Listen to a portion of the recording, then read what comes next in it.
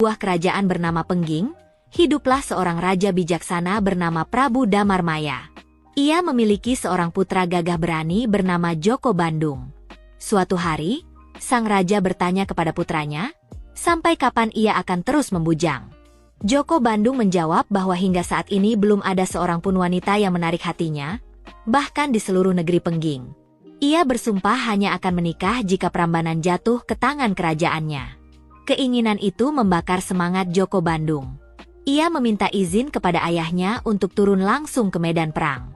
Prabu Damarmaya mengingatkan bahwa Raja Prambanan, Prabu Boko, bukanlah lawan sembarangan. Ia memiliki ilmu kanuragan yang tinggi dan kekuatan luar biasa. Namun, Joko Bandung tetap bersikeras, bahkan menegaskan bahwa ia akan menyusul Pati Sinduro yang telah lebih dulu berangkat ke medan perang. Belum sempat raja memberikan jawaban, seorang prajurit tiba-tiba datang dengan napas tersengal. Ia membawa kabar buruk. Pasukan Pengging telah mengalami kekalahan besar. Mendengar itu, Prabu Damarmaya akhirnya mengizinkan Joko Bandung untuk pergi berperang.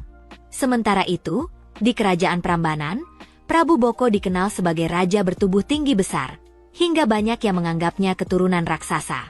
Meski demikian, ia memiliki seorang putri yang sangat cantik jelita bernama Dewi Roro Jonggrang. Berbeda dari ayahnya yang berperawakan kasar dan penuh ambisi, Roro Jonggrang adalah putri yang lembut dan penuh kebijaksanaan. Suatu hari, Prabu Boko bertanya kepada putrinya, mengapa ia belum juga menikah. Roro Jonggrang menjawab bahwa ia masih ingin sendiri dan ingin tetap menemani ayahnya memimpin kerajaan. Mendengar itu, Prabu Boko tersenyum, tetapi ia tetap menegaskan bahwa suatu saat putrinya harus menikah. Sang putri menjawab dengan keyakinan, ia hanya akan menikah jika Prambanan berhasil memenangkan peperangan. Dengan tekad membara, Prabu Boko segera mempersiapkan pasukannya dan berangkat ke medan perang, menyerahkan kekuasaan di istana kepada putrinya. Ketika sampai di medan laga, dengan ilmu kesaktiannya, ia berhasil mengalahkan hampir seluruh pasukan Pengging dan membuat mereka mundur dalam ketakutan. Di sisi lain, Joko Bandung harus melewati sebuah hutan angker sebelum tiba di medan perang. Hutan itu terkenal sebagai tempat bersemayamnya makhluk halus, dan penunggunya adalah jin sakti bernama Bondowoso. Saat Joko Bandung tiba di tengah hutan, sebuah pohon besar tiba-tiba roboh dan menimpa kudanya. Dari balik bayangan, suara menggelegar menggema. Besar juga nyalimu, wahai manusia. Apakah kau memiliki nyawa rangkap 7 hingga berani melewati hutan ini? Tanpa gentar, Joko Bandung menjawab, aku tidak takut dengan setan belang macam dirimu. Maju dan hadapi aku. Terjadilah pertarungan sengit. Namun, saat menyadari kehebatan Joko Bandung, Bondowoso akhirnya menyerah dan membuat tawaran.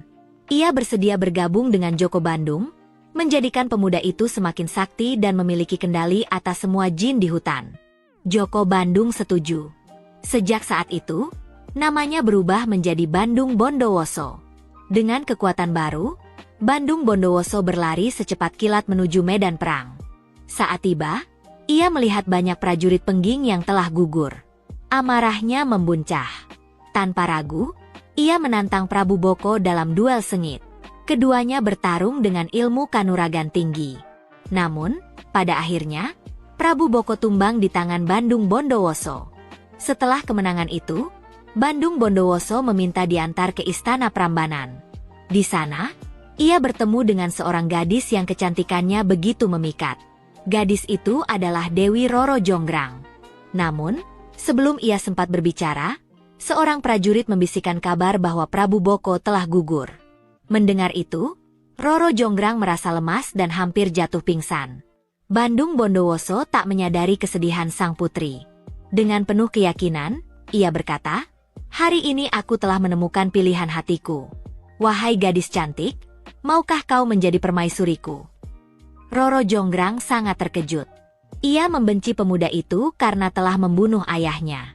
Namun, ia juga tahu bahwa menolak langsung bisa berakibat fatal.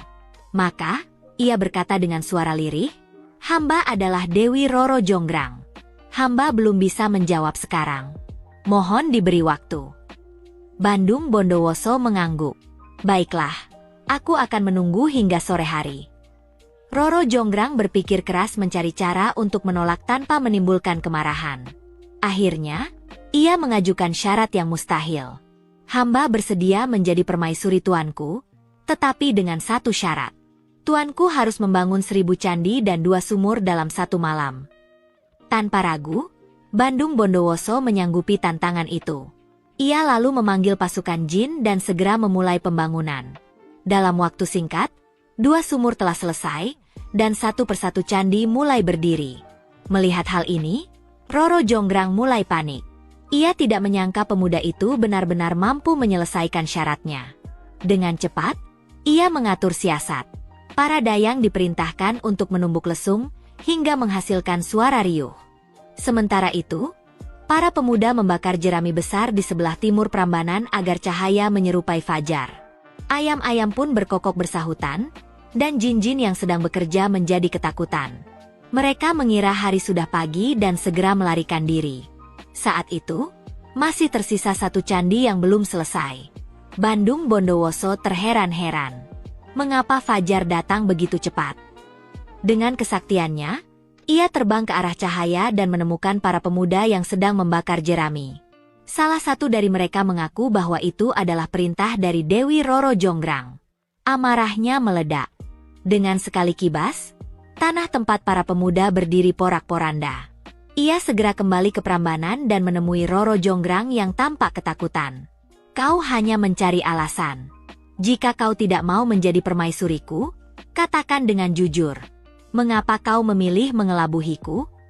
Roro Jonggrang tetap berdiri tegak, meski tubuhnya gemetar. Tuanku adalah seorang kesatria. Kesatria harus menepati janji. Hari telah pagi, dan tuanku gagal memenuhi syarat hamba. Bandung Bondowoso menggertakkan giginya. Kau keras kepala seperti batu. Jika batu yang kau inginkan, maka batu pulalah yang akan menjadi takdirmu. Dengan amarah yang tak tertahankan, ia mengutuk Dewi Roro Jonggrang menjadi batu. Seketika tubuh sang putri membatu, berdiri kokoh di antara candi-candi yang telah dibangun. Sejak saat itu, candi yang hampir selesai itu dinamakan Candi Sewu, dan patung Roro Jonggrang menjadi pelengkap ke-1000. Kisah ini pun abadi sebagai legenda Candi Prambanan, sebuah bukti dari kisah cinta, tipu daya, dan kutukan yang melegenda.